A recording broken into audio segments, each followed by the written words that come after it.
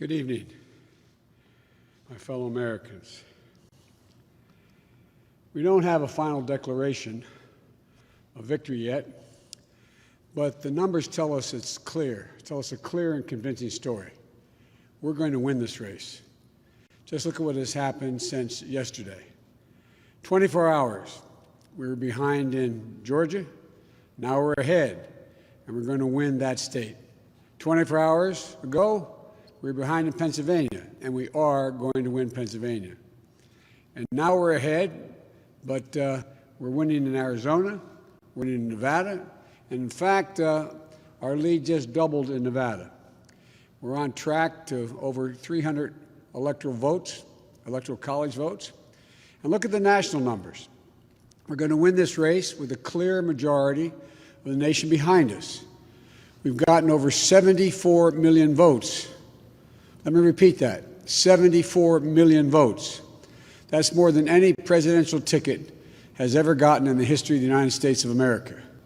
And our vote total is still growing. We're beating Donald Trump by over 4 million votes. And that's a margin that's still growing as well. One of the things I'm especially proud of is how well we've done across America. And we're going to be the first Democrat to win in Arizona in 24 years. We're going to be the first Democrat to win Georgia in 28 years. And we've rebuilt the blue wall in the middle of the country that crumbled just 4 years ago. Pennsylvania, Michigan, Wisconsin, the heartland of this nation. I know watching these vote tallies on TV moves very slow, and as slow as it goes, it can be numbing. But never forget, the tallies aren't just numbers. They represent votes and voters, men and women who exercise their fundamental right to have their voice heard.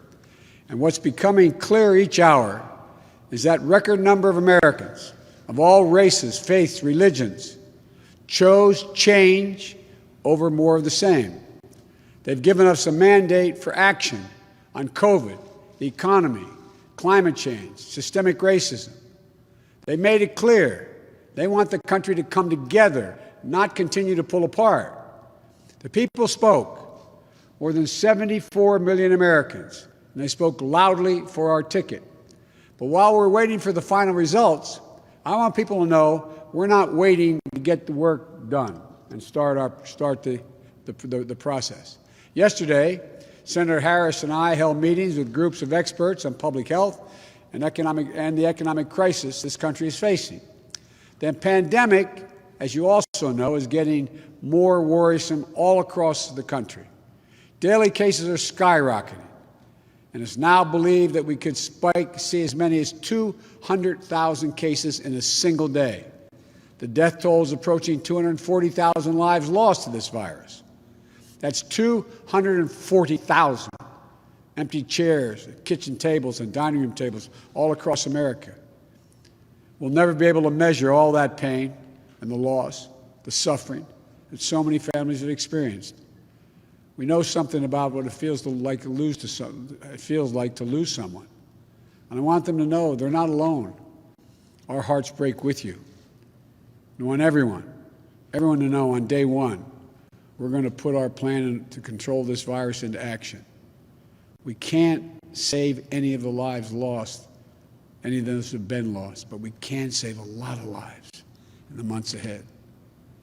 Senator Harris and I also heard yesterday about how this recovery is slowing because of the failure to get the pandemic under control. More than 20 million people are on unemployment. Millions are worried about making rent and putting food on the table. Our economic plan will put a focus on a path to a strong recovery. Look, we both know tensions are high. They can be high after a tough election, one like we've had. But we need to remember, we have to remain calm, patient. Let the process work out as we count all the votes. You know, we're proving again what we've proved for 244 years in this country. Democracy works. Your vote will be counted. I don't care how hard people try to stop it. I will not let it happen. The people will be heard. Our journey is toward a more perfect union, and it keeps moving on. In America, we hold strong views. We have strong disagreements, and that's okay. Strong disagreements are inevitable in a democracy, and strong disagreements are healthy. They're a sign of a vigorous debate, of deeply held views. But we have to remember, the purpose of our politics isn't total, unrelenting, unending warfare.